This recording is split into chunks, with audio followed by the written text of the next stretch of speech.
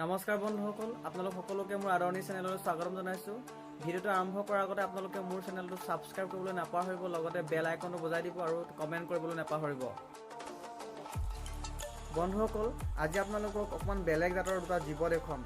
বেলেগ জাতৰ মানে বিশেষকৈ মই নামটো নাজানো, এইটো চৰাই হয়নে নে কুকুৰা খাপতে পৰিব নাজানো। আপোনালোকে যদি জানে তেন্তে এই জীৱ দুবিধৰ মানে নামটো ক'বলৈ নাপাহৰিব বা কমেণ্ট কৰিবলৈ নাপাহৰিব।